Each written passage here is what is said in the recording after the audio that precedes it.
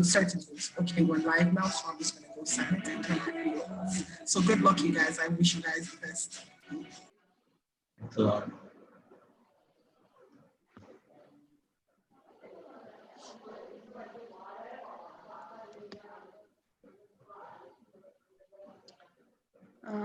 Roshni, if you're there, can you hear me?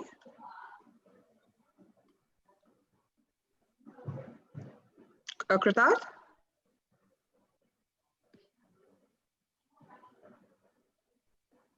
Okay, fine, got it.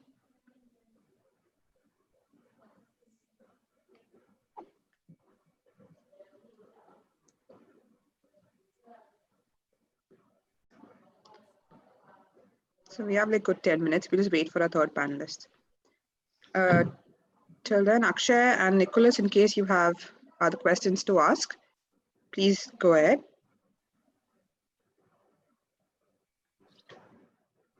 Nina, we saw your TEDx, and I think it's incredible the way you held up that stage. Sorry, you saw TEDx? Yeah, your TEDx. Thank you.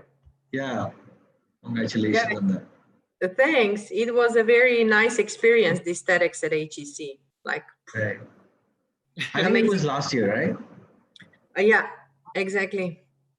Pretty amazing people. I don't know if they are organizing it afterwards. You know, was this the only one, or this is going to repeat every year? I don't know. Yeah, it would be great if it's every year. Let's hope. Yeah, that would be great.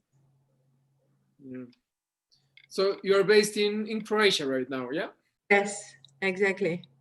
So who is a panelist? Akshay, you are? Nicholas? Yes, Nicholas and I, yeah. Yeah, Nicholas are the hosts. Shikhar, yourself, and we have one more panelist. His name is Ankit. Ankit. He will just be joining. You must be knowing him, yeah. He's from your batch, right? Yeah, he's from my batch. And you are which batch? We'll be joining. Yeah. Sorry. We'll be joining this fall. Some of us will be joining in September, and okay. some would be joining in January. And Shikhar, yeah, Shikhar is from the S18. Okay, 18. Yeah. Ankit, who? Ankit, full name? From the Dialogues Cafe? Ankit Gupta. Yeah, that's Dialogues Cafe. Yeah. Great. Great. I'll just share the screen for a minute. Let me just test it, if that's okay, while the conversation goes on. Yeah. Y'all can see it, right? Yes, we can. Perfect. Okay. So Ankit Gupta was one of the person who guided me towards HEC. So amazing. Yeah, I took his advice. So excellent. How do you know him? So he was in Bangalore, and I just approached him on LinkedIn, like I do to a lot of people. Yeah. So and we just had a conversation. Cool. It's funny because Nina, were you close with him? Sorry? Nina, were you close friends with him? Yeah, actually, I knew him quite well. I mean, you know, the advantage of HEC is that, especially January intake, it's quite small. So you get to know all the people, you know, either in classes or you were in some work groups or, you know, for some homework or whatever, but you get to know almost everybody. From January intake, I knew everybody. September intake, you know, we started mixing at some point. This was a bit less, they're a bigger group. But yeah, I would say that's definitely the advantage of HEC compared to, you know, bigger programs such as INSAD or, you know, some other that I really liked. You know, it's like a family. Yeah. Nice. Yeah. Friends forever, but that's what they say. Yeah, exactly. Yeah. So you all know each other. I think seems we're gonna have a great session today. Yeah, I think it's a great initiative to kind of, you know, to keep mixing with HEC alumni, to connect, to, you know, because the benefit of the MBA should kind of extend beyond this year and a half that you're there. It's basically, yeah, a big Yes. resource that you can use through the entire career and whatever you do afterwards. Absolutely. We were just telling Shikhar that due to this initiative, we've really come very close to each other. We've started engaging much more. I actually never thought that we'll be able to do this before reaching there. So, but it's great. Yeah, it's great. Ooh, sorry. Good. We have 5 more minutes for the third panelist to join in.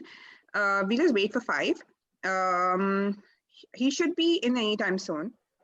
Just in case, I thought I'll give you a heads up. Okay, thanks.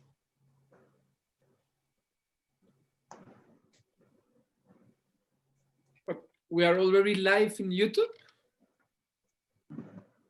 Yeah, we're already live. It looks like. I think we should like cut it and start from the beginning. Otherwise it would be like, Someone said, yes, you are. Hello, YouTube. Yeah. hi, YouTube. Okay. So yeah, thank you, Tolu, for the information. How many people have people already started viewing us on YouTube? Are we having any viewers? Does anybody know? Yeah. I'll just get you the exact count in a minute. I think I'll give you an exact count in maybe another 4 minutes. So we've communicated 8:30 as a time. So 8:30 p.m. IST. So once we reach that, I'll give you the exact count. So are you guys promoting this event to across the different groups? Well, this is being promoted across the September 20, January 21, and September 21 matches. That's it.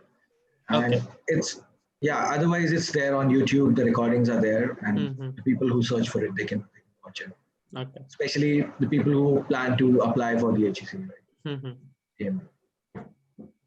At least it will help me a lot. I'm receiving a lot of queries every day. So I can just tell them, you can just watch the video. I can imagine. Yeah. So Shikhar here, he was very kind to have a webinar with us last week. Last Sunday, he guided us through, you know, how could we approach people on LinkedIn and how to network well on LinkedIn. It was a great session.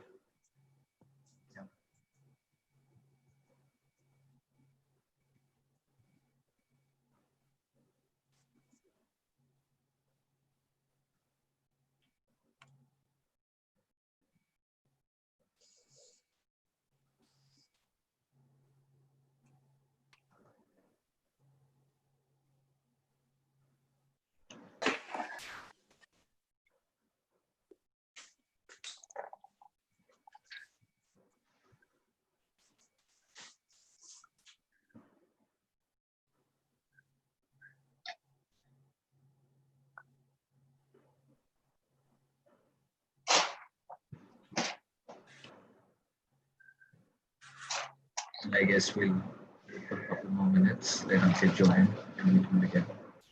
Fatima, were you able to check with him?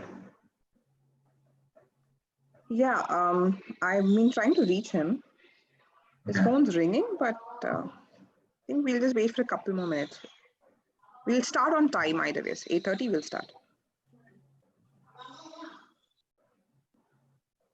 Even without him?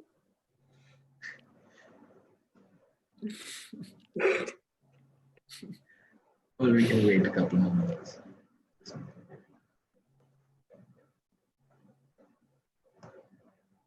So your batchmates are watching on YouTube? Yeah, that's right. Okay. Yeah.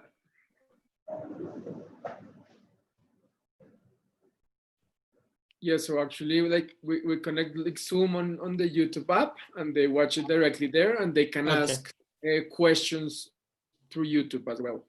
Okay. So for the So Q&A, we usually have yeah, 100 plus viewers, and Zoom kind of doesn't permit that many. So we thought it's best to, because we are covering 3 batches, it's best Right. to screen it live on YouTube and Right. get the questions there.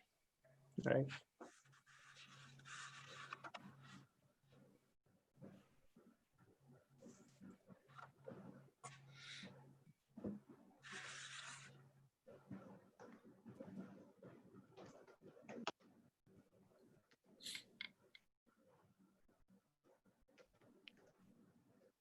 Nicholas and Akshay, your call. Should we wait for 2 more minutes?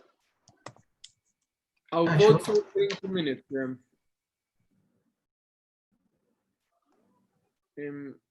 He hasn't responded yet, like a WhatsApp message or anything? Yeah, we had a call day before yesterday, Akshay and me, and he was very much enthused about this. I'm sure he will just revert in a minute. Either ways, I would say we'll wait for a minute and then wait minute or two, and then we'll get going. Yeah, I agree on that.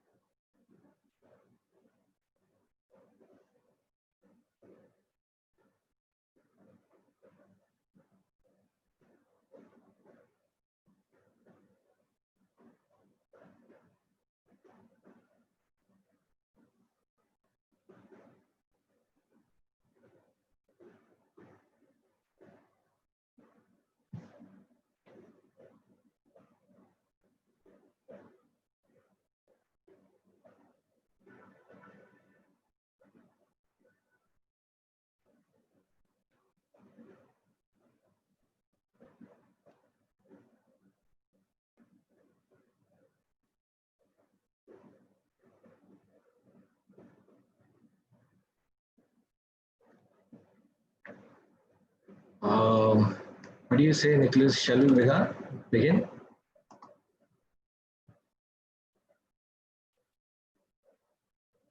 Hello? Akshay, you should start. Great, amazing. Okay, so welcome everyone to the 8th HEC Alumni Roundtable session. My name is Akshay. I'm from India and I'll be your host for this session today along with my friend Nicholas, who's from Colombia. Both of us are admitted candidates for the HEC MBA program. We've come a long way. We've had some amazing sessions so far, and I would like to thank everyone who's been participating with us. Today's session is a special one, as today we have with us some amazing people who live and breathe the essence of the MBA in a true sense. Because after all, it's all about managing a business, right? And they have to keep changing hats from day to day, from operations to finance, from marketing to human resources. So our topic of discussion for today is entrepreneurship, and it's a pleasure for us to have to be in the company of 3 very successful alumni who've pursued entrepreneurship as their career after completing the HEC MBA.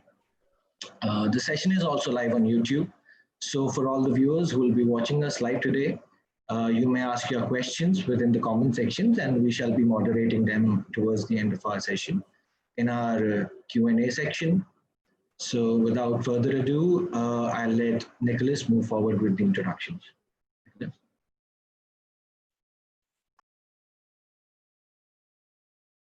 Nicholas, you're on mute. Thank you. So hello, everyone. I'm Nicolas Corredor from Colombia. I'm really happy to join you guys here with this session. So we're here today with some successful entrepreneurs. They graduated from HEC in the previous years, and they're very open and willing to share their experience during their MBA and later on their ventures. So first, we're here with Nina Sesto, who is a PhD in molecular biology, and she graduated from HEC in 2016. She's the head of the telemedicine at Magdalena Clinic, which is the biggest private cardiovascular clinic in Croatia, and it happens to be also a family business. She also founded an AI-based startup to help patients take self-care of cardiovascular health. So it's very interesting. It's a pleasure to have you here with us, Nina. Thank you. Thanks. Also, we are with Shikar Goel. Some of you may already recognize him from the webinar last session. He graduated from HEC in 2020, and it's what we call like a serial entrepreneur. He recently founded the Strategy Story. So he believes that best strategies in the world from different companies can be shared in short, simple stories and can help the community really understand and grow on their own. So thank you also for joining us, Shikar. Hello, today. everyone. Hi.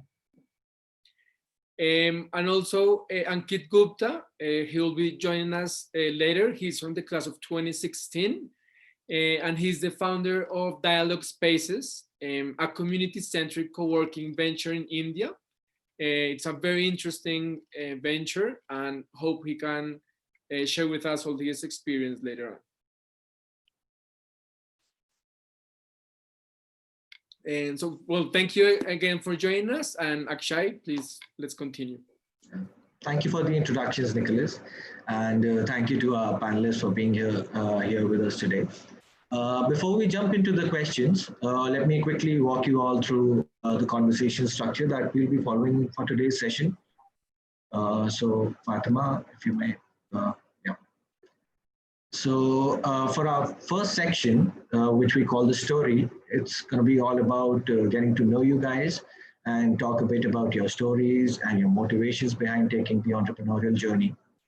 The second section, which we'd call the MBA, we'd hope to learn about your experiences at HEC and perhaps how the HEC MBA has been helpful in your careers. The third section, which is the business, we would like to explore your entrepreneurial experiences, perhaps some of the challenges that you've faced and how you were able to overcome them. In the fourth, the future, you could perhaps share with us your immediate and long-term future plans for your venture as well as yourselves. And finally, as Nicholas mentioned, we'll have a crowdsourced Q&A section towards the end of the session, where our viewers who are live on YouTube could ask a few questions. And finally, we'll be wrapping up the session with a few final words of advice from you guys. So allow me to start off. Nina, you have had an incredible background in molecular biology and research. You've done your PhD in life sciences, and you've worked a few years in research before your MBA, and after which you returned to your family business.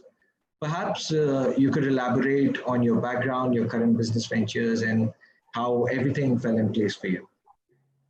Okay, yeah, sure. Thank you. So hello to everyone. It's really a pleasure to be here participating to this panel. I hope that some of my experience and some of my stories will be helpful for some future entrepreneurs, for future MBA students. So as Nicolas and Akshay already said briefly in the introduction, my background is in molecular biology. I did my PhD postdoc as well at Pasteur Institute. So basically, I was more than 7 years in fundamental research, mostly studying how RNA molecules help regulate gene expression. So it was a very fundamental research about bacterial infection, but always somehow linked to medicine and to what can be applied at some point in the clinical setting. And Pasteur was really a fantastic place where you learn so much, and you can really see what the future holds. So what is the potential for healthcare to be one day with all the biotechnology that is being developed? But at the same time, it was frustrating to see how slowly this innovation meets the patient. And I'm saying that what's in research today, it's, you know, in 10 years at the bedside. So quite inspired with this frustration, I decided to do an MBA to be the bridge between innovation and clinical setting, you know, what can be applied directly in hospitals. So today I'm the CEO of Magdalena Investment. So this is a holding company and the commercial arm of Magdalena Clinic, which, as you already said, is one of the largest privately owned cardiovascular centers in our region. And it was also founded by my father 20 years ago. Just to give you an idea, so we have more than 250 employees providing cardiology, cardiac surgery, vascular surgery, and basically treating more than 26,000 patients per year. And, you know, furthermore, you know, being in the Central Europe, where in a way private healthcare is still a young market here, quite fragmented. And what is happening now is this movement, you know, the professional investors are entering the market is consolidating. So I'm also, part of my activities is also co-investing in other healthcare companies. But where my great passion lies, and, you know, from where I started, is the science and innovation. And so, you know, my passion is using these healthcare facilities that I have in my hands, using them as laboratories for development of new digital health technologies. We are mostly focusing on technologies based on artificial intelligence. And this is, let's say, the entrepreneurial part of my story. So I had a venture before, the one that you mentioned, the V-Health Lab. I have now a second venture already, and our flagship product is called Maggie. Maggie is an AI-based virtual health assistant that helps patients to manage their own chronic condition from home. So Maggie communicates with patients through WhatsApp, Telegram, basically using existing communication channels. She reminds them when to take their medication, when to measure blood pressure. If they feel some symptoms, they can report to Maggie. So basically, Maggie is this invisible friend that is at the same time extension of the whole hospital that is available 24/7. And it guarantees access to care 24/7. And this is what chronic patients need today. So basically, I'm living my dream. You know, I'm doing exactly. I'm where I want to be when I decided to switch my career from science, you know, bridging with the MBA to entrepreneurship. So yeah, I don't know if I should continue speaking. Congratulations on living your dream. It sounds amazing. Thank you. Yeah, it sounds really amazing. Chika, what about you? Your venture is all about, being able to convey short stories, business strategies through very short stories. So what's your story and what's your venture all about? So for my story, you'll have to go back like in 2009. So basically in 2010, I started my first venture. I was in first year of engineering college, and I started a venture for marketing. I was just doing a marketing, and it was commission basis and all that. I was making a good money like at that point of time. But I was just young, like I was only 19. And I ran the startup for 2 years. I did not know anything about the business. So I ran it for 2 years successfully. Like I made decent money out of it. And then after 2 years, because I could not scale it up, my dad suggested that you should join the corporate and learn how organizations function. So that was my reason that I joined Maruti Suzuki. And then once an entrepreneur, always an entrepreneur. So you cannot take an entrepreneur out of a person. So even during those 5 years, I was continuously thinking that how can I do, what can I do, and how can I do something substantial. So I started a YouTube channel called AcadFit. A cadet I was collaborating with teachers, and they were making presentation. And I'm telling you, this was the time when there was no Unacademy, there was no Baiju. It was the initial concept, and I went to an investor that I started this concept, and he said, "What kind of stupid concept this is? Who would read online? Who would study online?" And I was so bogged down with it. Like I started the channel, and like with time that channel taught almost 100,000 students. But like because I was so bogged down with those investors comment that like I ran it as a normal, like as a kind of a like my voluntary kind of an experience. So then during the MBA experience, I was thinking to start something, but then I was always like kind of excited by the thought of getting into consulting because consulting is a lot of exposure. So during those 2 years, I was preparing myself to get into consulting. And then I worked for 3 firms, like one as a like consultant, like for the external consultant, and 2 firms for Capgemini and Simon Kucher and Partners as a strategy consultant. And then I came up with this idea in June, when like after I stopped working for Simon Kucher. And then I realized during those 2 years, all those strategies were like I learned a lot of strategies because my specialization was in strategy. So I learned a lot of strategies, but they were explained in such a complex manner, like they were surrounded by the fancy words by a lot of famous consulting firms and all those like articles. And so I was thinking, why cannot we explain it in such a simple manner? Like, why do I have to sugarcoat it with such kind of fancy words? So, and considering my target audience, I wanted to like explain this to people who just want to learn, who just want to have fun reading them. And honestly, when I was learning those strategies in MBA class, sometimes I was kind of sleepy also. Like they were sometimes too boring. Like it was really too boring. So I just wanted to make them fun. And that is why I started this concept, was the strategy story. And we are explaining. So first of all, explaining something very like in simplified manner is one of the complex job. Like you have to first understand what the concept is saying, and then transform it into simple words in a story format. So that is why this concept was started. Now we are expanding. I never expected that in just 20 days of launch, like the kind of numbers, more than 10,000 viewers, and like the kind of numbers we are getting, like never expected. So I thought that this is something that market actually needed. Like people wanted to read in simple words. So yeah, and this was about strategy story, and we are expanding in different sectors now. So you will be reading a lot about strategy story in coming days. Sounds amazing. Sounds amazing, Shikhar. Thank you so much. Okay. So pursuing an MBA is without a doubt like a big and important life decision.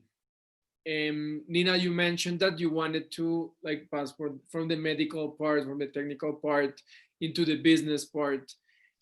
However, before going to the MBA, were you thinking about like turning into entrepreneurship? Was like entrepreneurship curriculum or the specialization at HEC a critical factor of your decision, or what made you decide about HEC? Yeah, I mean, I decided to do an MBA to switch.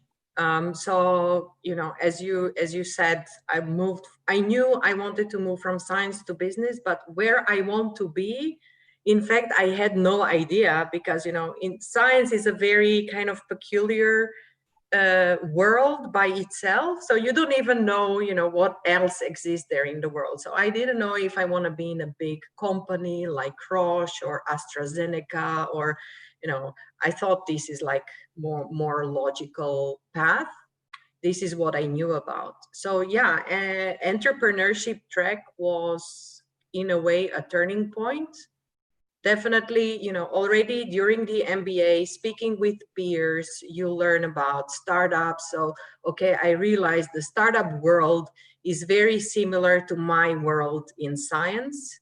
You small projects, you experiment a lot, you are in an uncharted territory, you don't know what's waiting for you tomorrow. So it's a world that I'm kind of used to. And I liked it a lot. And this is the reason why I did entrepreneurship specialization, which, we can touch on that afterwards. But also on the last semester, I did a consultancy project for, the GCP was at that time. I don't know if it's still in practice. So a joint program between HEC and Wharton, where we did a consultancy project for Dana-Farber Cancer Research Institute. They wanted to know how we can accelerate science and research and accelerate access to healthcare in sub-Saharan Africa. So there was a team from HEC and a team for Wharton. We were located in Ghana and Senegal for some time, going to their Ministry of Health, understanding their healthcare system. And me coming from scientific background, my part of the whole consultancy project was, understanding how can we use new technologies to increase access to healthcare in, isolated areas, both in terms of infrastructure, in terms of know-how, access to know-how, etc. And that was my first encounter with artificial intelligence and how this technology can really transform healthcare. And actually the idea, and I launched the first startup during that time. So, it was the HEC that kind of pushed me to, to throw myself and start my first company. So definitely HEC played a big role there. Okay, wow, that sounds like really interesting. Hopefully those projects, those case competitions will be also open to us in the near future. And as an entrepreneur, I really chose HEC because of that. And I'm really glad you're mentioning that, because it makes me really more comfortable about that I take a good decision. So how about you, Shikar?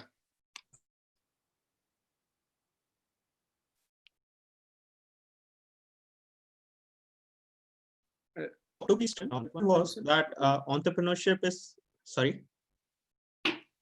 Hello. Go ahead. Yeah, entrepreneurship was something that I've been doing for long, and I knew I had an idea that I had to do something. Then I knew how it works. So like I kind of wanted to learn something different, like strategy side. And since I was already fascinated by the consulting world, so strategy made sense to me. And I'm happy that I took the strategy specialization, because it gave me a lot of different, because I learned about financial strategies, I learned about strategies in corporate business, corporate governance, and different aspects of strategy. So like strategy widened my horizon. So that is why. And one more thing that is irrespective of the specialization, how HEC helps. So that like being an entrepreneur, there is always a risk that you may fail, you may succeed, you may fail, and especially if you have a huge loan, like me, I have a huge loan. But what confidence HEC gave me is that I can go to a job anytime I want. Like I have the HEC brand name, I have the confidence now. Like I can do a startup. If it does not work, I can find a job in any time. Like this is the confidence HEC has given me. And with the specialization, I have the knowledge, I have the skill set that I can do my startup also. And later on, if needs be, I can go into job scenario also. So this is the kind of knowledge, confidence that HEC brings in you as an entrepreneur. Okay, wow, interesting. One of the things about entrepreneurship is that success comes like with the vision or a passion towards an end goal in the business. Shikar, what do you feel is that passion or your mission of your business, and how do you think it's gonna perform in the following years? Okay, so for now, so since we have just started, one of my current goal is, so I always divide it in the short term and the long term goal. In my short term goal, my purpose is to like spread this kind of the concept of strategy story as much as possible. Like I want to reach a wider audience. I want to touch a lot many lives. Like currently we are touching a lot many lives and people are appreciating our efforts. So this is my short-term goal, to touch a lot of people, like to build a kind of a community and the ecosystem. In the long term, you have, anyway, you cannot make a business, any kind of even social initiative, just for community purpose. You have to make it self-sufficient. You have to arrange finances. So for the long-term business goal, my goal is to make it self-sustaining by having a proper business model. I want to make it a platform model of the content writers. People can come, they can like share their views, and I want to make it a platform model. So this is what I usually do, like divide my entrepreneurship goals into short term that are achievable within like certain time frame, and then in the long term. Okay, well, great. Nina, I feel already like your passion towards like innovation in this cardiovascular space and how technology really can help people take care of themselves. I'm sure like working in this industry also requires like some emotional strength. Can you share a little bit more about that motivation you have?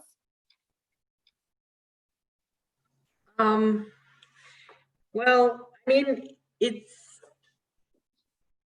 healthcare is, I would say, a difficult industry. It's very complex, but at the same time, I think it's very easy to find here a true passion, a true meaning of what you're doing, because at the end of the day, these are human lives.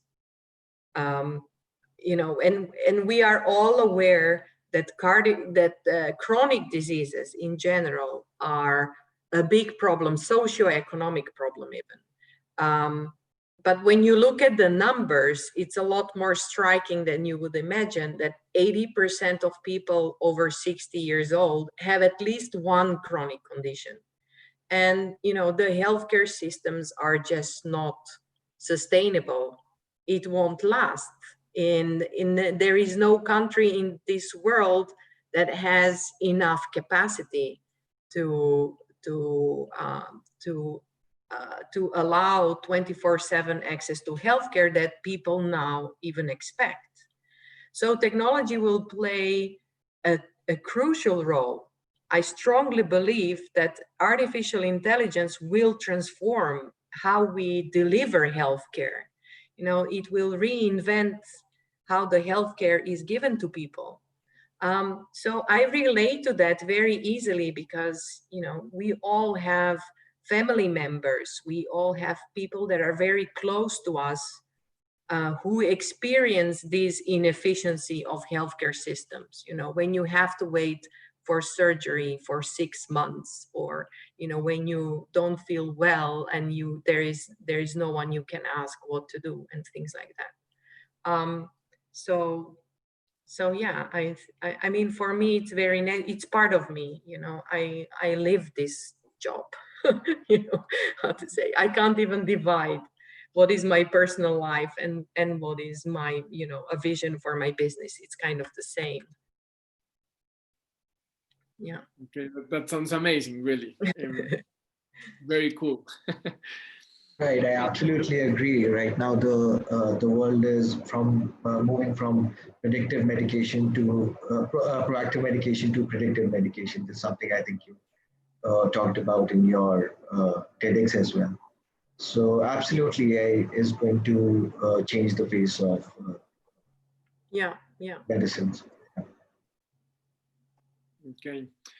Well, I think we can continue with our next section, one which I think it's going to be very insightful to all of us, to all of our viewers, and is how like the MBA has been helpful in your journey. I'm sure you loved your HEC experience. We have heard that about all of the alumni, and probably it helped you grow like both personally and professionally.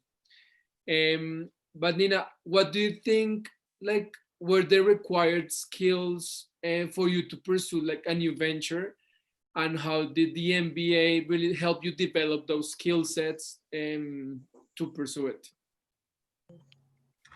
Yeah. So Well, I think for me, the first realization, so, you know, the first thing I understood very clearly about starting a new venture is that there is no recipe. You know, you cannot copy something that someone did elsewhere and expect that it will work for you equally successfully. And first thing you know, the first skill you need is, you know, be brave. Just be brave enough to accept this uncertainty and to make decisions in, as I said, uncharted territory. And first thing that HEC did, at least for me, you know, coming from science where I didn't know anything about, you know, what is a balance sheet, you know, marketing strategies, and, you know, even terminology was completely, I didn't understand anything. So what Shikhar said at some point, you know, the first thing it gives you this confidence from the academic perspective, because you know, you have this very structured journey that allows, you know, gives you a big picture of everything that is out there. And this was extremely valuable for me, you know, to have this confidence to take the responsibility of running your own business. At the same time, I think it's very, for me, it was very, what I saw as an asset is, you know, being flexible. So, okay, you need to have this vision and the goal and where you want to be, but remain flexible and lean, you know, to take small decisions, experiment, look at the result, learn from that, and iterate. So it's in a way, you know, these small circles. So it's a circular process that you do to go to, you know, to reach your goal. Was it a short-term or a long-term goal? And, you know, the ability to experiment and improvise. And this was, you know, entrepreneurship specialization, you know, because as an MBA is so structured, and then comes Michel Safar's and brings chaos. You know, many people were not happy with entrepreneurship specialization because they were kind of lost. You know, what's happening? You know, he didn't give us any homework. You know, we don't have books, we don't have case studies. You know, what's going on? They didn't really understand. Of course, it's not for everyone, and I think different people learned and experienced it completely differently, but he brought this chaos, which was, you know, now when I see back at that time, which was also quite unique experience, you know, to be comfortable in this chaos. And I think a third, you know, there are a lot of, how to say, a lot of skills that I think are valuable. But I think the third one that I would mention is definitely, you know, thinking about people, being genuinely interested in people, even in psychology, you know. Think about people who you work with, you know, what motivates not only you, but what motivates your co-founders, your employees, what motivates your client, your business partner. And basically, success lies in aligning motivations of all the pieces of the puzzle. You know, the vision of your co-founders and your clients needs to be aligned with your own vision. So, you know, every business is people, and it's fundamental. And really what HEC allows you, you know, it's like an extensive period of time that you are in this concentrated mixture of different people from all over the world, different nationalities, languages, backgrounds, interests. So it's like, I think there is no other time in your life that you will experience this fantastic diversity and learn from there. You know, it kind of kills all the biases. It's a reset. So yeah, that was very, very, very nice at HEC. Okay. Well, thank you for sharing. I'm looking forward for the entrepreneurship specialization.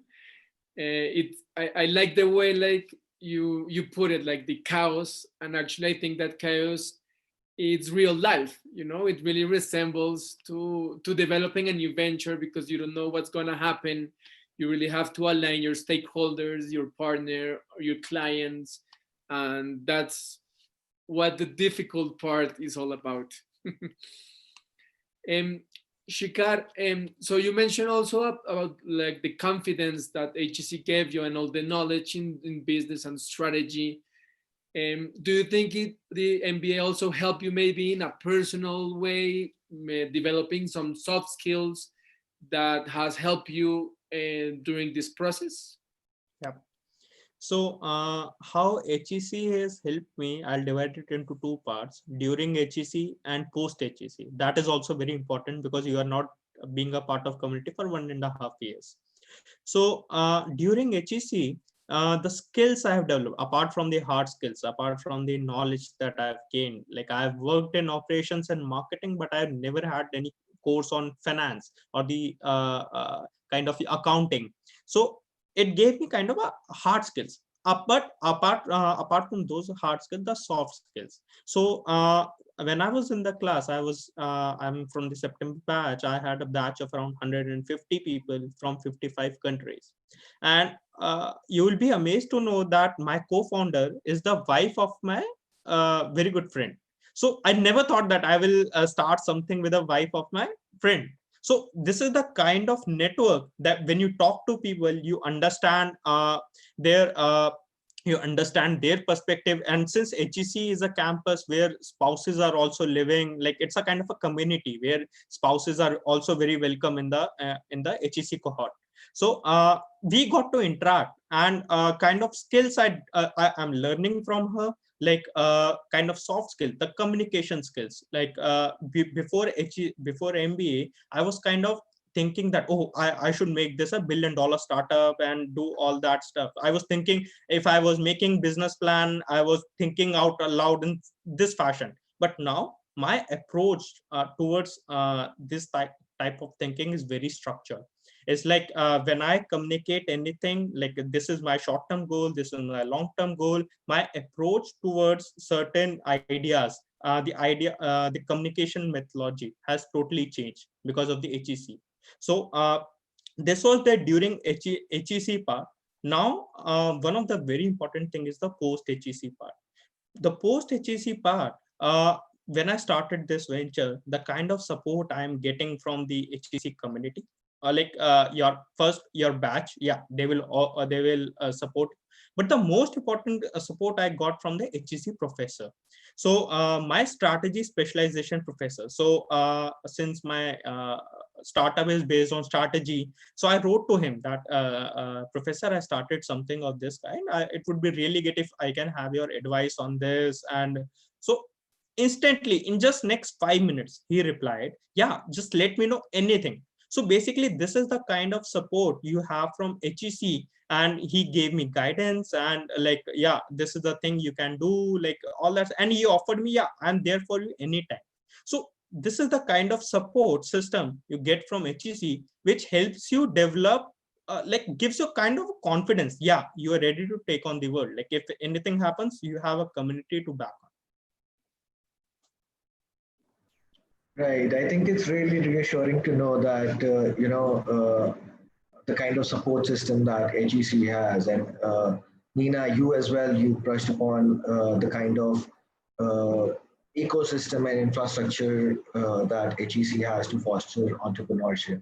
Perhaps you could elaborate on that point and share a few anecdotes, a few stories, or just tell what all elements are out there at HEC, which can help us through our entrepreneurial journeys.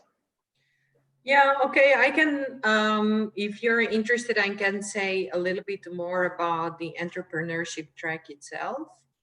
So how the track is organized is that it basically mimics precisely what is happening in, let's say, a startup world. So what Michelle tried to do is really, mimic as, in let's say a safe environment, but with real life scenarios. So we were structured in teams of 4 to 5 people. One of them is a CEO, CTO, CMO, you know, like all the key, let's say, key functions of a co-founding team of a startup that is necessary to commercialize an innovation.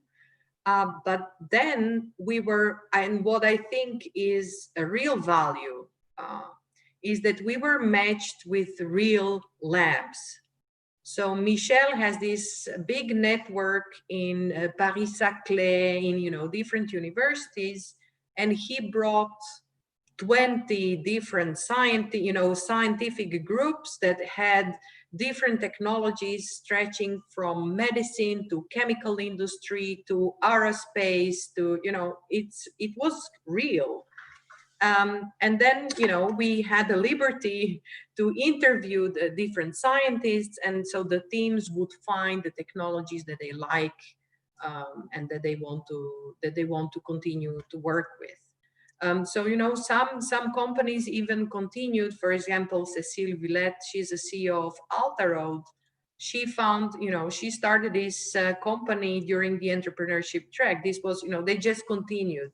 After the track, they just continued working together because they were such a great match and the technology is amazing. So that's the, you know, that's the real value, because then you need to learn how to speak with scientists, to understand the technology, to understand the, you know, to do the product discovery. What is exactly the product and who is the client, you know, the size of the market, go-to-market strategy, everything. And the whole journey ended with, you know, simulated the pitch day where, you know, we were on stage pitching our ventures, you know, as if there were investors in the audience. So in a way, it was really mimicking the real life scenario. And at the same time, Michel was kind of, you know, always giving this, accent on people skills and how it's important to manage the team. From our psychological profiles and questionnaires, you know, who is which type, I don't remember anymore, you know, all the names, but it was always, you know, accent on that. How do we work as a team? Which is, yeah, fundamental basically for any startup. Yeah, I think besides that, yeah. Great. So Shikhar, you actually did not pursue entrepreneurship as your specialization. You went for strategy, and perhaps by the time while you were at HEC, HEC also had a collaboration with Station F. So, and perhaps there could be other resources that were available to you. So how was your experience when it came to the entrepreneurial infrastructure and ecosystem at HEC?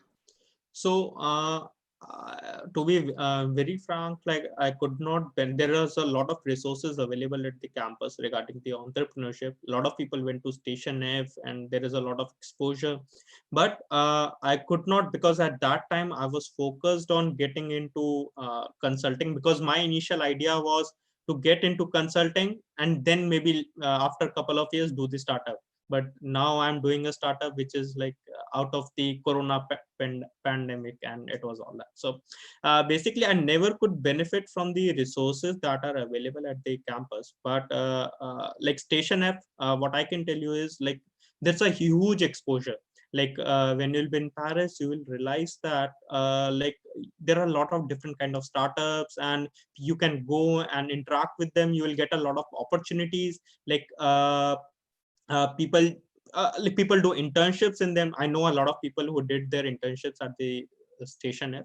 So there is a lot of exposure at the Station F, and and other resources. What I think of in the campus is I think they have in my time there was a concept called eliminating plastic cups. reducing the waste. And it was about the incubator at HEC and how it was made into a startup. It was made into a full-time venture kind of a thing. So yeah, if you are planning something at HEC, you have all the resources available at the campus, outside the campus. Yeah, but at that time, since I was not very clear with the idea that I wanted to start, so I could not take a lot of benefit from the resources that were available. Right. All right. So, Shikhar, after after your webinar, we definitely, most of us understand by now that one of the biggest outtakes from an MBA from a top business school is the kind of network that you build. Network, yeah. Yeah, especially within the cohort and the community at the school, right? But apart from that, what kind of networking opportunities specific to entrepreneurship did you find valuable at HEC? And has that network been helpful in your ventures so far? Could you maybe elaborate on that? Okay. So first of all, the network, in any network, so there in network, there are two people, right? A network is formed by two or more people. Any person would like to connect with another person if he sees that the other person is valuable. Like everyone values their own network. HEC brand names attaches a value to you. When you are reaching out to a network, you are reaching out to an investor or an entrepreneur, they will see that you are serious about what you're talking. Like you don't say anything, like because you are from HEC, you must be saying something very serious. So when they understand that you have something important to talk about, they are very willing to talk to you. Like this is, you will trust me, this is one of the major barriers that you will come across when you will start networking HEC. People don't sometimes, like they just see that, yeah, what value this person will add. But when they see a brand name, they see a community, they will definitely add a lot of value. Now, how it has helped me is, I don't know if anybody like gets a time and see my LinkedIn network. I have around 8,500 connections now. You will see a lot of CEOs and a lot of partners and a lot of VPs, and why they connect with me. First of all, like they see that like I'm usually very active on LinkedIn. I sometimes like write strategies and all that stuff. So they see that when they're connecting with me, I may add some value to their profile also. So this is how, when I reach out. So these days, when I reach out to top entrepreneurs, by the way, these days I'm interviewing, starting a section called Celebrity Spotlight. When I just approach the celebrities who have 500,000 or million followers, they are ready to talk to me. This is the kind of network you build because you have a brand name. And it helps you cross that barrier. This is a mental barrier. Like I'm not saying a person with not a brand name like is not capable, but this is a kind of a mental barrier. We are living in a human world, and we all have kind of a barriers. So people are ready to talk to you, and you build a kind of a network. In terms of, suppose you initially talk to some kind of a investor. Oh, sir, I just want to seek your guidance on I'm starting this, and I just want to seek your guidance. Even if you're not looking for funding, later on, what you need to cross is that barrier to have that first conversation. Once you have that conversation, you start building build the relationship, and now HEC will also train you how to build that kind of relationship. There is a proper process, like how to build a kind of a valuable network around you. And sooner or later, trust me, that network is something that can give you a lot of things. It has given me my internships, my break. A lot of people just ask me, how did you get into consulting? Not from a consulting background. So my only answer is the networking. I just approached to a partner, and that's it. So yeah, so that networking part, be in entrepreneurship, be in the corporate side, be in the job, that networking part is very, very valuable. Some or the other day, you'll get a lot of benefits from it. Right, great. Thanks a lot. Nina, how about you? Were you able to leverage the network that you built at HEC, and what kind of networking opportunities were available to you at the time? Yeah, I mean, I can only shadow what Shikhar said because he said basically the essence of it. But in the context of entrepreneurship, I think, it's an additional value because, if you work for a big company, let's say, Roche, or someone sees that you're a high management of AstraZeneca or whatever, then that's your brand. But when you're a startup, wow, V Health Lab, nobody ever heard of it. Who are you? Who is this person? Right. So then this, that brand comes really in handy, and it's precisely Absolutely. the pinpoint what Shikar said. It brings you the credibility that as a startup, people take you seriously, because the world is flooded with startups. There are so many pop-up startups on the market. Everybody is a startup today. So, when approaching to investors, to clients, they are inundated with requests. So this is very, it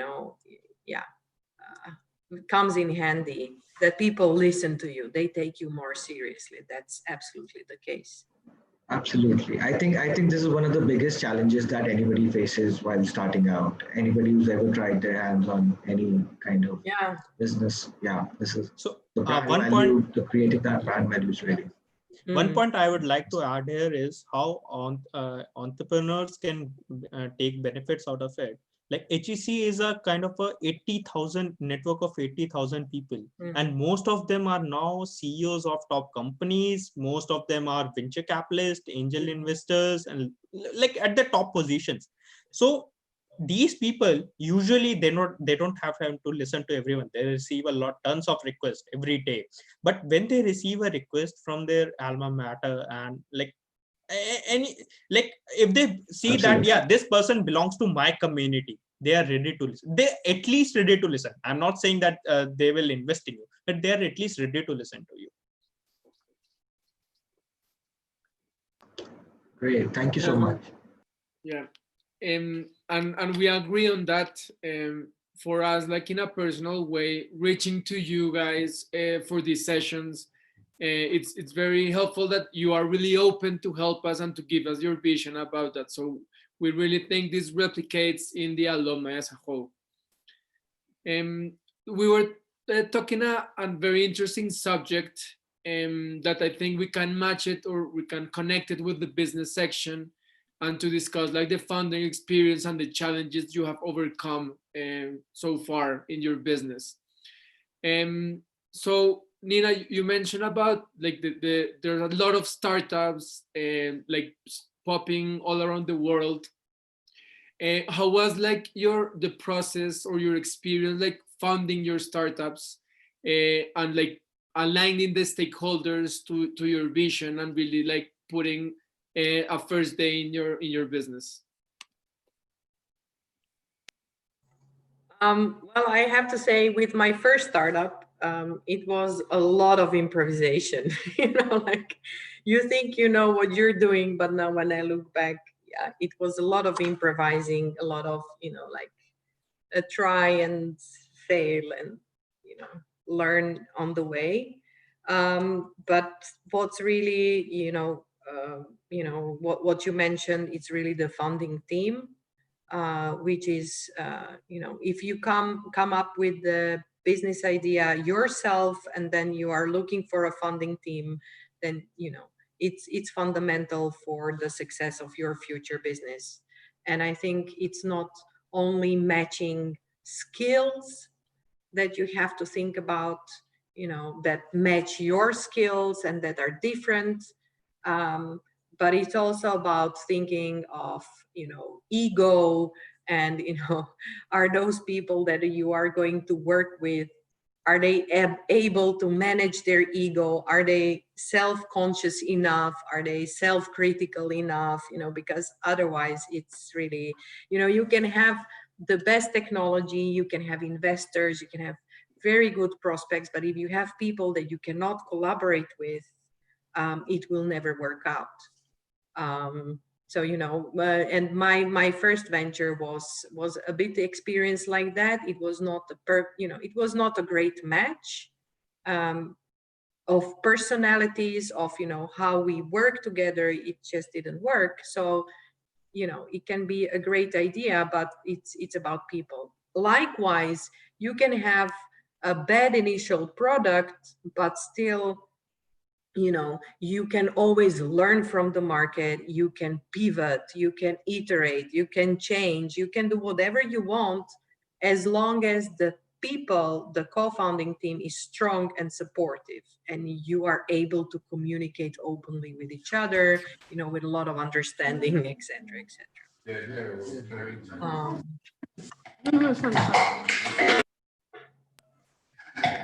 Yeah.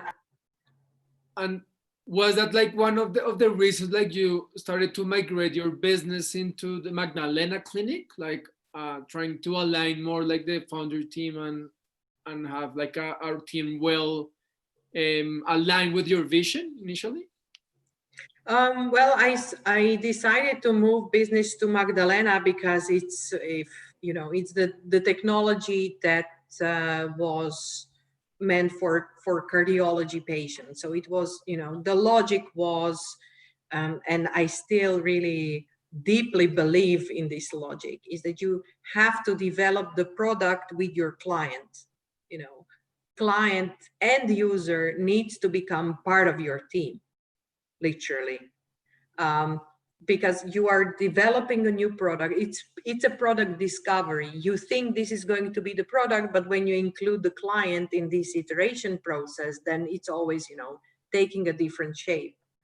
So that's really the benefit of having the clinic that, is in our hands, and you have unlimited access to cardiologists, to cardiac patients. So, it's very logical. And my first venture was developed in Magdalena.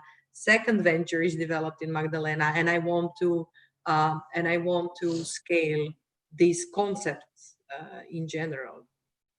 Okay, yeah, it's true. Like the lean startup methodology, it talks about that, how to involve and iterate rapidly, and always having like the information from the clients, because otherwise you just plan, and then you have to check the market if it replies. And then it's very difficult to go back, and you lose, I think, it costs a lot more money to go back than to kind of go slower in the iteration process.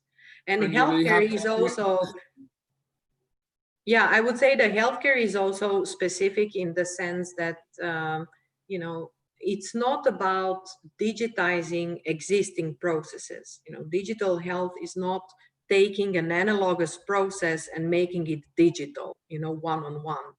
It's really inventing new ways how healthcare is delivered. So, it cannot come from anywhere. It needs to come from cardiologists on one side. It needs to come from the people it needs to fit in their workflow. So it needs to come from them and from the patient. So, both poles needs to be satisfied. Yeah. Okay, thanks.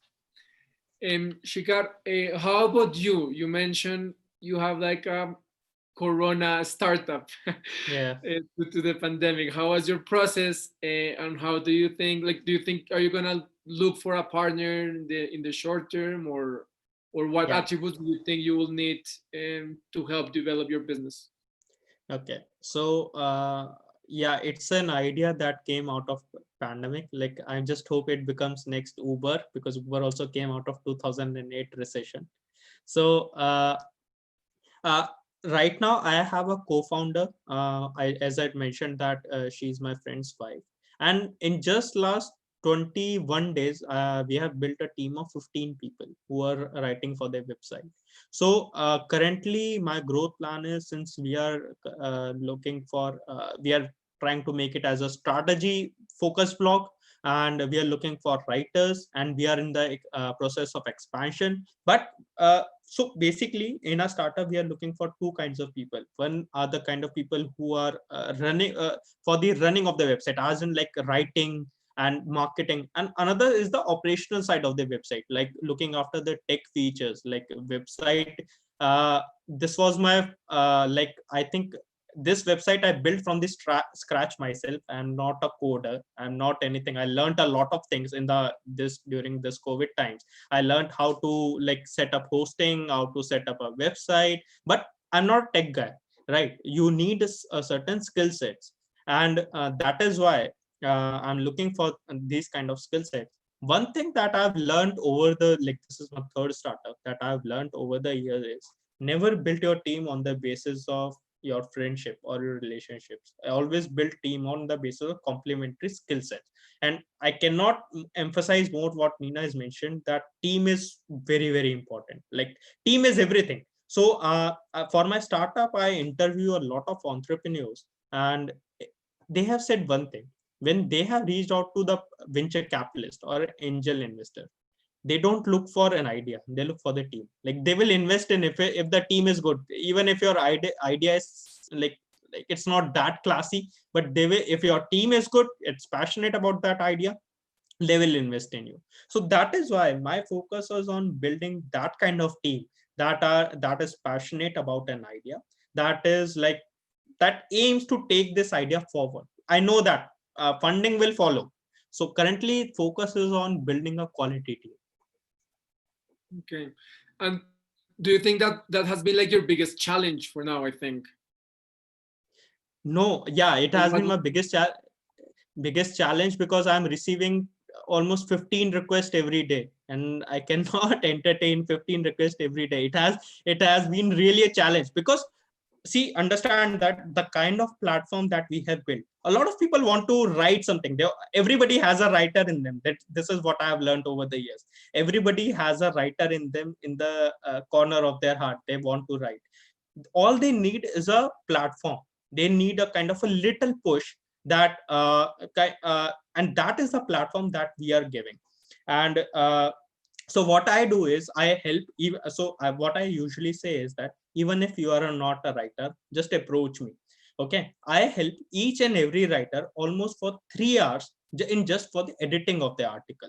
So I'm helping people. That is why when I post this, that I'm helping people in writing, and we are open. So yeah, my challenge is to like select from 15 writers. I cannot entertain everyone. So because I have to spend time in editing their articles. So that is why the challenge is always not to find people. Challenge is always to select quality people for your team.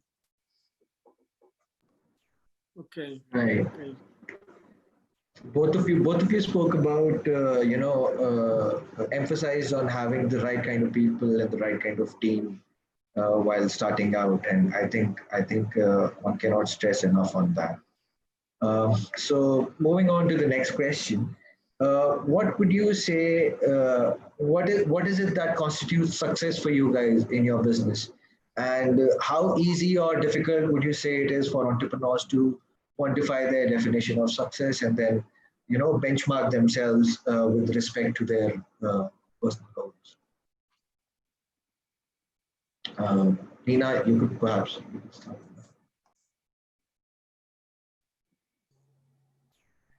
Yeah, definition of success, it's a very stretchy, if you want to be happy, then your Right. success is this.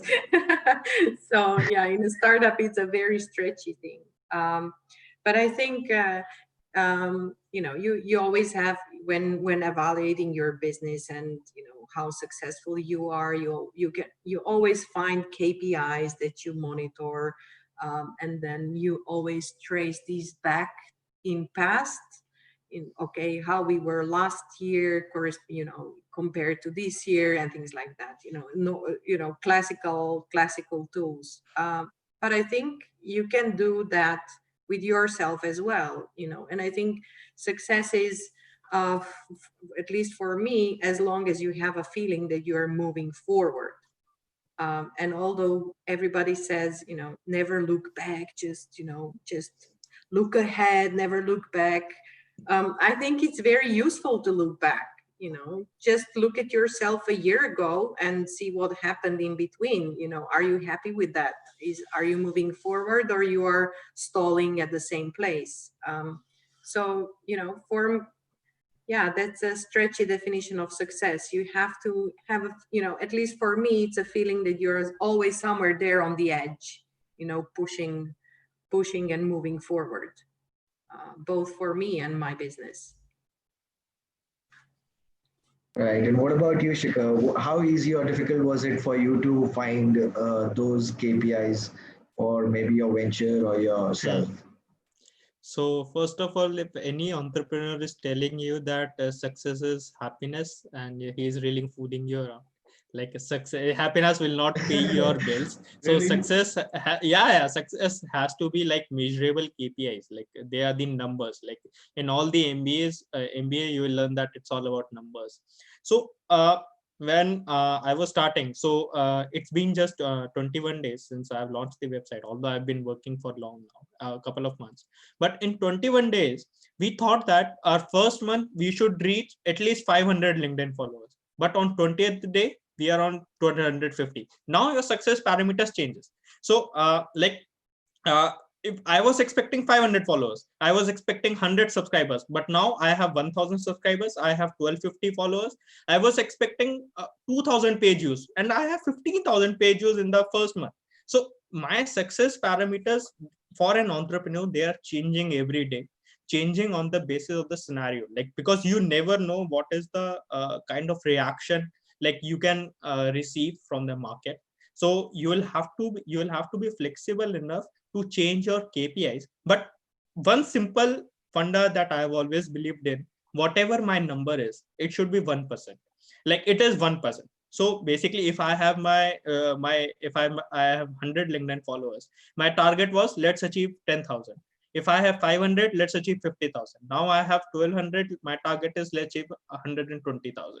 So if your these are the goals, but for that, there are short-term success parameters also. Like today, I was discussing with my team that, yeah, today our ranking is this.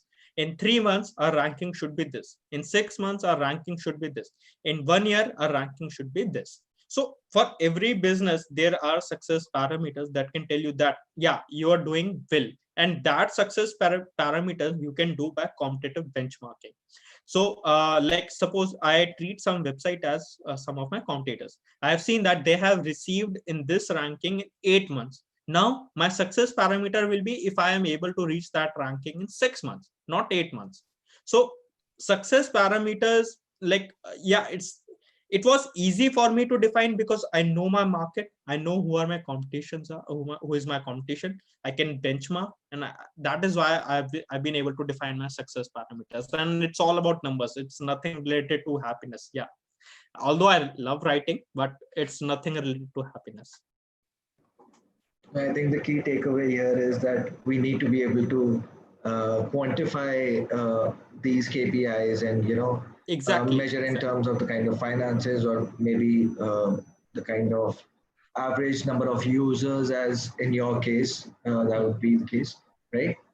Yeah. But I really wish that there could be a KPI for measuring and quantifying and improving on happiness as well. And being Yeah, but I tangible. mean, don't get me wrong. The happiness is a byproduct of Yeah. so of course measuring Absolutely. KPI. I mean, with Maggie, we are also looking the success. Our measure of success is the fact that our compliance rate, how patients use Maggie, is 98%.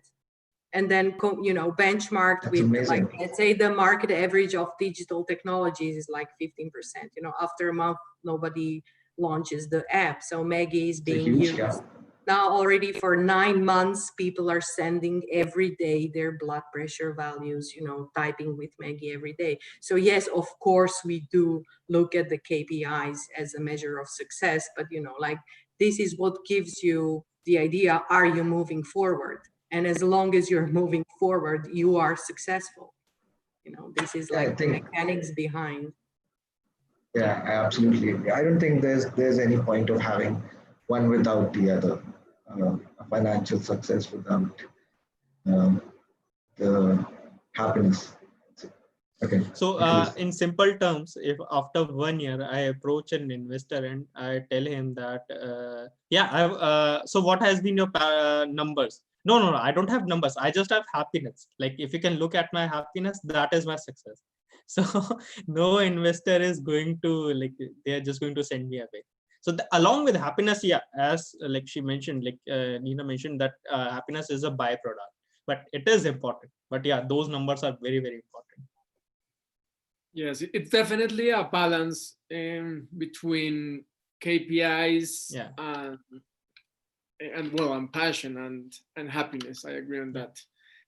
Okay, I think we can continue to the next section, which is the future section. Here, the idea is to understand like the long term of your plans and your company. So, well, let's start with Nina. We see that you have like driving innovation in the medical space. Last week, I listened to a McKinsey podcast that talked about the future of the medical space and how life expectancy is rising and people are having to live more time with chronic illnesses versus last generations that didn't have like this issue. And it talked that we don't have like the capacity to manage that chronic illness in the future. You mentioned that AI will play like a really important role. How do you see this role like really working on, and how do you see the future of Maggie, our invisible friend, in the market? Well, I think to everyone now is clear what is my long-term vision, and that with all my activities, I want to be part of, creating the healthcare of the future. And it's really about, the AI. If you teach AI to solve one problem, it can solve millions of those same particular problems at the same time. So there is no capacity bottleneck there. So if we can, if the AI can teach, I'm not saying the AI will ever replace the doctors, but what will happen is that doctors will actually have more time for patients. Just to give you an example with currently with what Maggie is doing. So Maggie she communicates with patients every day, literally, twice a day. She's now managing hypertension patients. So they send her the blood pressure values. They can say to Maggie when they feel some symptoms. And you can imagine now it's summer, it's very warm. So all the people who are suffering from hypertension, they don't feel well. Because with the warmth, their therapy is not working anymore, they're dehydrated and millions of problems. So now they have someone to report to. And so they report to Maggie, and let's say it's an easy problem that Maggie can solve with several simple advices and educating patients how to react in that certain moment.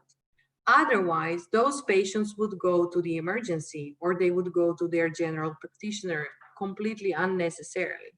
So in a way, it's increasing the access to healthcare at the same time relieving the burden of unnecessary visits, of unnecessary, just increasing the efficiency of healthcare.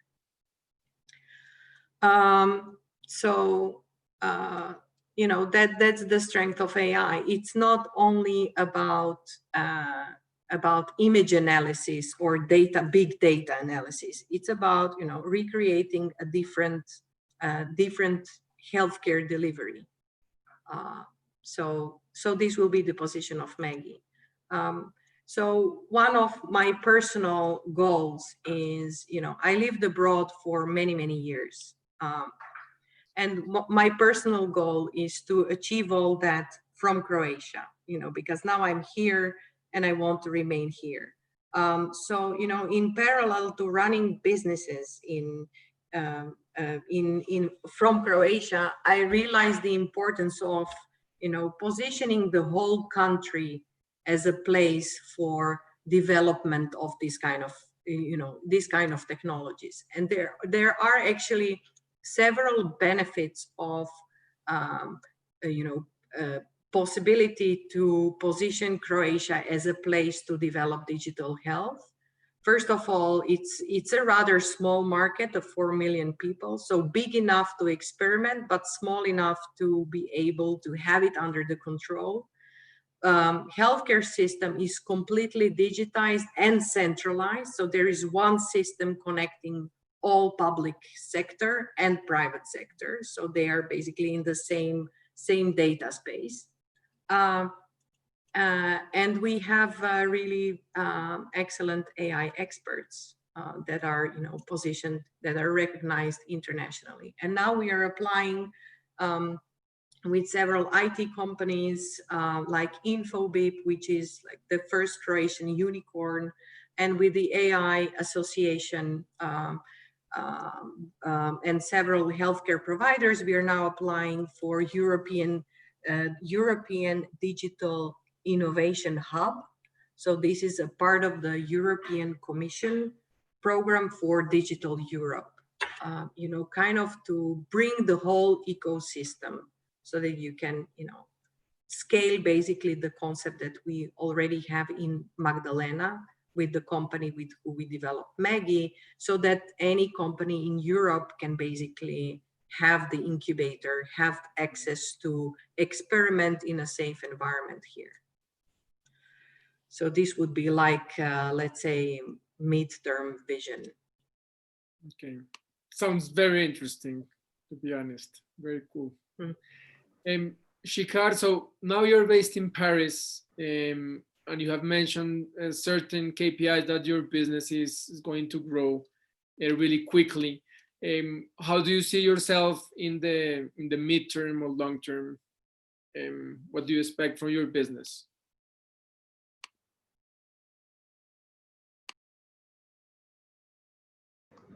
You are muted. Sorry. So in the next few months, currently we are just a strategy block, and we want to be like that because, as I mentioned before, we want to be in the eyeballs, and we want to like capture as many people as we can later on. But in the long term, from the business point of view, we want to make it a community and the platform for all the content writers. Like people can just come and write whatever they want, but related to strategy. So every like content writer will be, it's not that like Medium, you just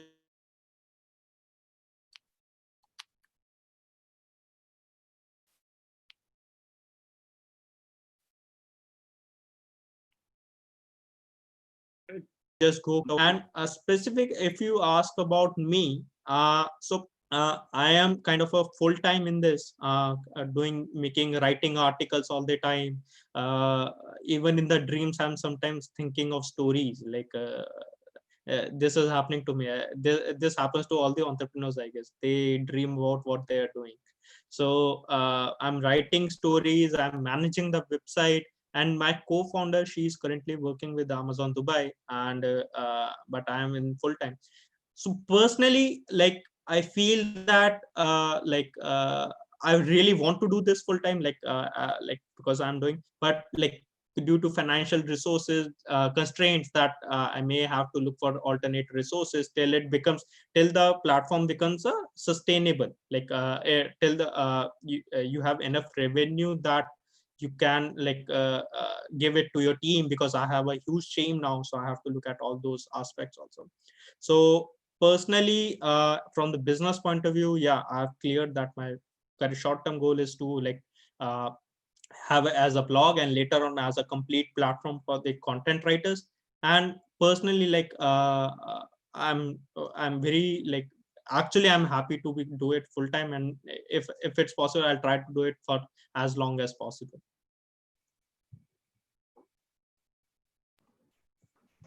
Thank you, Shikhar. So I think we're running a bit late on our clock. We have about 15 minutes left. So we can quickly move on to the final section, which is our Q&A.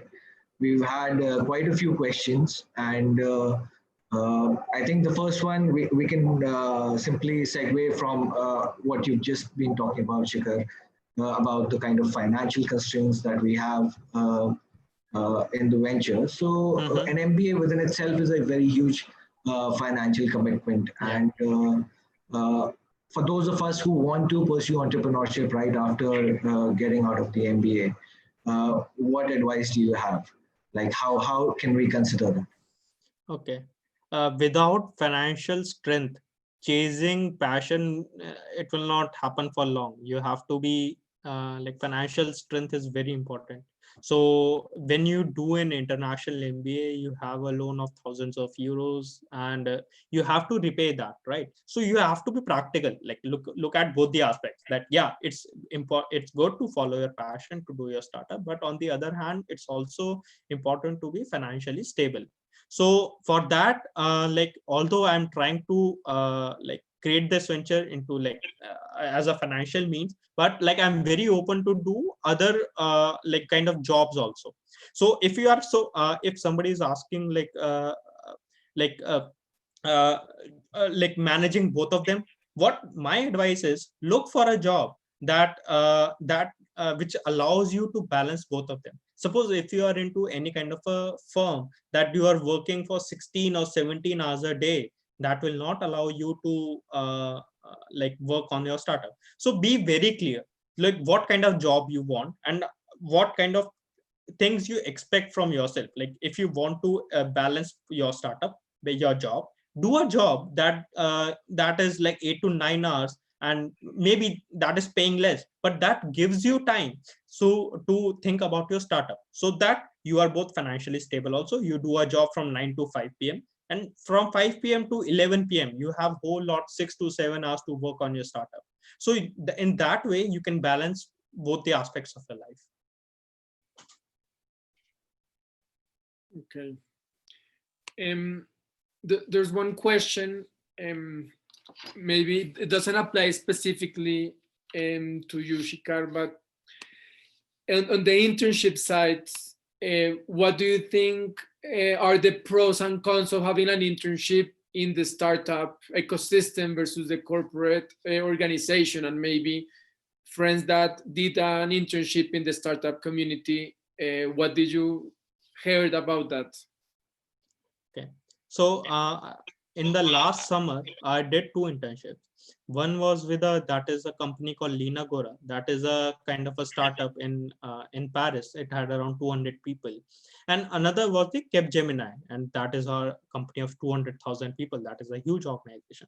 So I can tell you the difference. So I've worked in a company called Maruti Suzuki, which is very organized or very structured.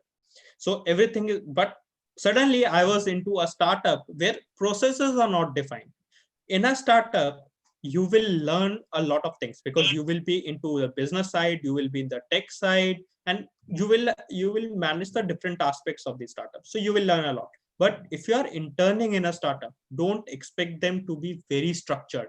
Don't expect that there will be a manager who will create a sheet for you that this is the task you have to do every day. No, nobody will tell you. Like there is no structure in a startup. You will learn a lot, but you will learn in a very different manner. On the opposite side, when I was in Capgemini Invent, we had a proper plan.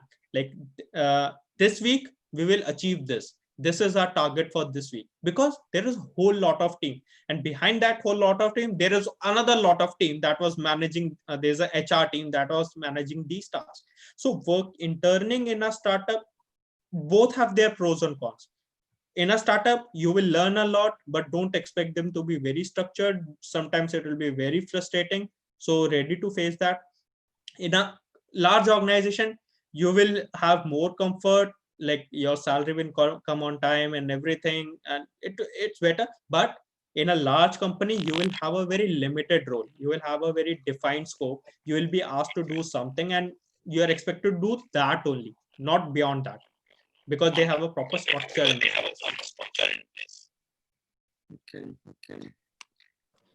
Okay, so one of the questions that we have from our, I'm sorry, I think there's some disturbance. Are you able to hear? Are you guys able to hear me? Yeah. Yes, we can hear you. Perfect. Okay. So one of the questions that we have received from our participants is asking about that a startup usually needs a lot of capital raising, right? A lot of investments raising. And I think there's a lot of simulation going on at the campus. Perhaps Nina, since you've been through the entrepreneurship track, you could elaborate in this one. How is the experience while running the simulations of pitching or even while raising real-time investments for any of your ventures? Had that experience. Yeah, so I mean, so basically through the entrepreneurship track, you do the whole journey of, you know, understanding the angel investors, the VC funds, how they operate, who is behind, you know, what are they looking for? What Shikar was saying, you know, like, okay, basically they're investing in team, because everybody can make a nice PowerPoint, you know, a beautiful deck. They can promise whatever you want there, but it's really, you know, the people who need to start the business. So this is specifically important for attracting first investors. You know, the first money that comes in the company is definitely based on that. Afterwards, it's of course the results, and then, you know, the KPIs that you achieve with the first round of funding, that of course, I guess it's even easier to get the further investors. Well, so the entrepreneurship track kind of taught us a lot about that, and also, you know, what are the elements necessary for to be included in the pitch deck. It's basically like a formula, and you know what every kind of incubator. I was also part of the Startup Bootcamp InsurTech Accelerator program, and you know it's all the same. It's kind of a recipe what needs to be included in the deck. So yeah, I guess from that perspective, it's yeah, that's the, you know, doing the deck is the easy part, I would say. Yeah. Okay, thanks. And there's another question from an aspiring entrepreneur.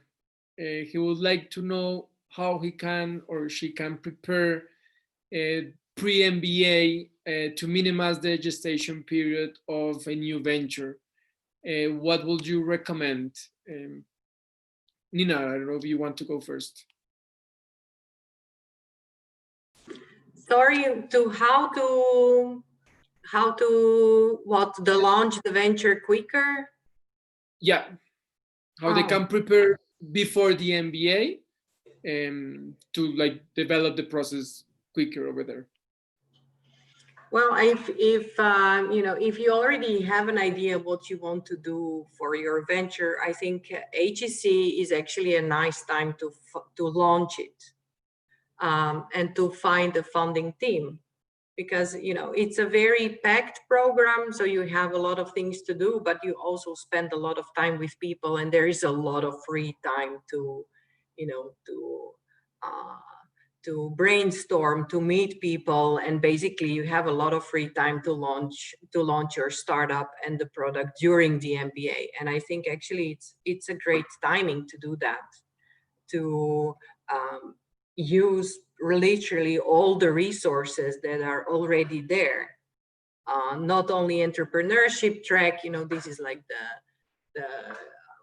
the curricular part of the journey, but you know, the people who are there, your peers who are maybe coming from relevant industries that you can ask millions of questions about the market, about the future of the market, about product positioning, anything. So it's yeah, it's a great start to launch it during the HEC. Yeah, absolutely.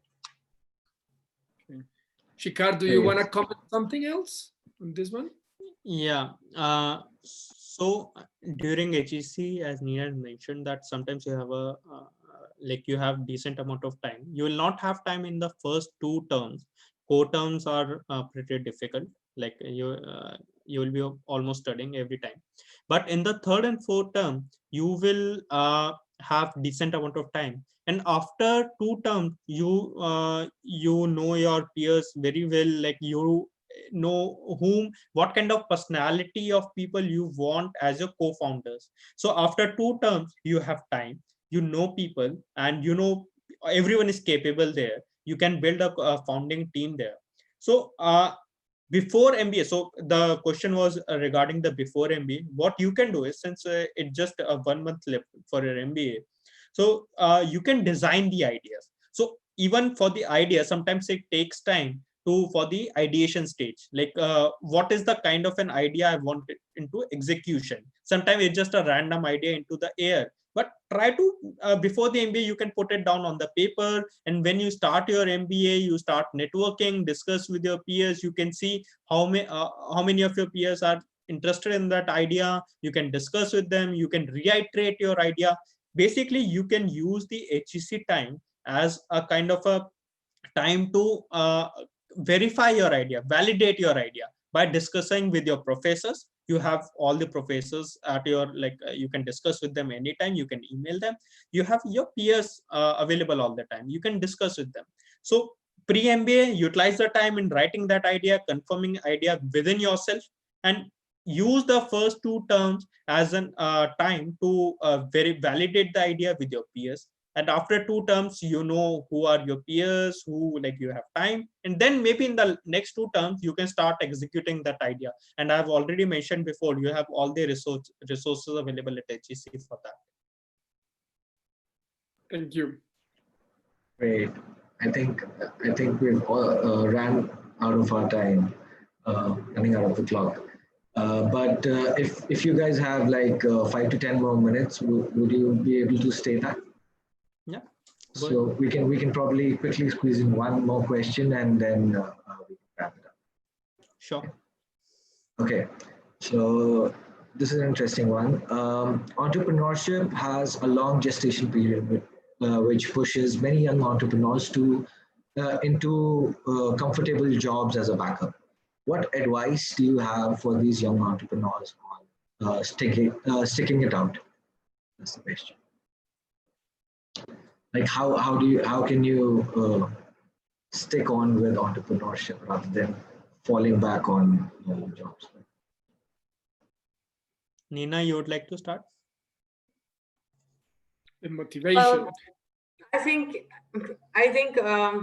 I mean, we cannot live from air. You know, financial stability is of course important, and so not everyone has a privilege to, you know, do only what they love. I mean, we have to live, right? So it's of course that you sometimes need to balance between, you know, just having a financial stability and still pursuing your startup. But I would say just, you know, as long as you have a backup,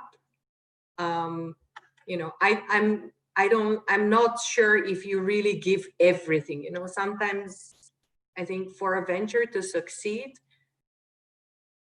I mean, I've never been in this situation, but I think you also have to be hungry sometimes, you know, like for a venture to succeed, I think you have to burn the bridges and just go for it.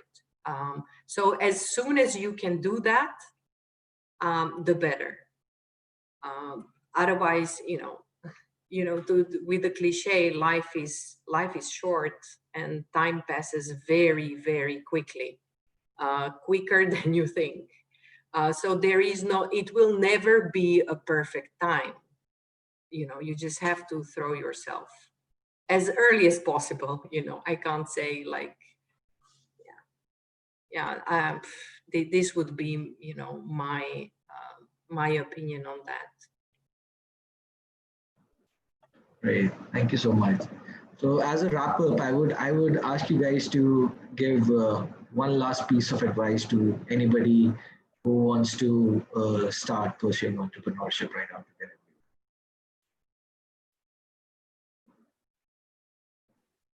So what I'll say is, yeah, it's okay to follow the passion, but it's very important to have that financial strength, the stability for any kind of successful entrepreneur. So if you are reading the books of the entrepreneurs of like Jeff Bezos and all that, and you are being very encouraged by what they did, you have to read more carefully. They always had some kind of financial strength. Like Jeff Bezos was given $250,000 from his parents and all that. So always, my advice to all people is always have the cushion, like always have an option to fall back on, because there is a very famous line in a startup that let yourself fall hard on the ground. I think it's a very stupid line. So why to like always have a cushion, like of a job or something, any other option. Because when you have a question, you see that you are not afraid to fail them. You are not like you will bring maximum creativity in your work. And because you know that even if my idea does not work, I'll have something else to do. Second advice that I have learned, like it's over the years, never think about revenue from the day one. Never. Because when you're thinking about revenue from the day one, it hampers your creativity. You always think that how can I make money from the startup? You don't think how can I make this startup like more successful in different terms. You just think about short term, that is money. But money comes as a byproduct. Like never think about money from the day one. Let it be successful and money will come as a byproduct. These are the two advices I have. Great. How about you, Nina? Some final words of advice. Well, I think my takeaway was hidden in the answer to the last question, and I really do stand by that. Of course, you know, on one hand, be brave to experiment. You know, like of course, keep the big vision and the goal and where you want to go. But don't define completely the path how to get there. But, you know, take the liberty and freedom to experiment with the present day and with tomorrow. So like make small decisions and then look at the results, understand, learn, and kind of iterate. And that's my life philosophy, like do in smaller circles to pursue the big goal.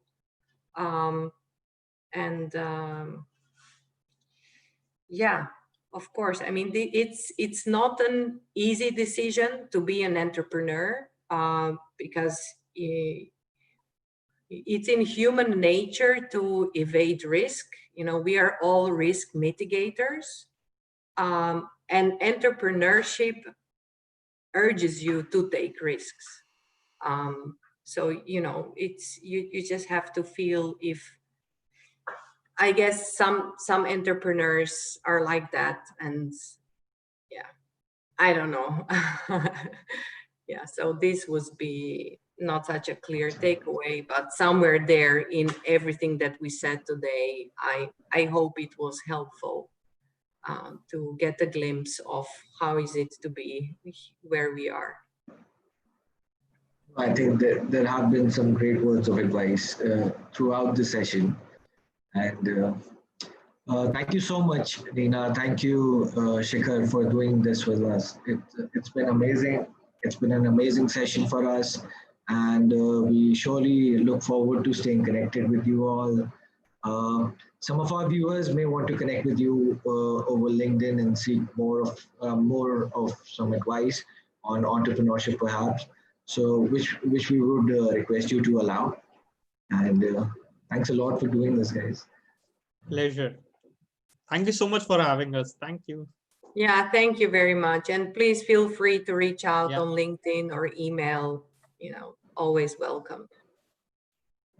Thank you very much for your time. Amazing session. We really enjoyed it. Thank you. Thank you. Yes. Okay, and all the best, guys, for your session. Thank you so much. Batch. Thanks. Yeah. Bye-bye. Okay, Bye.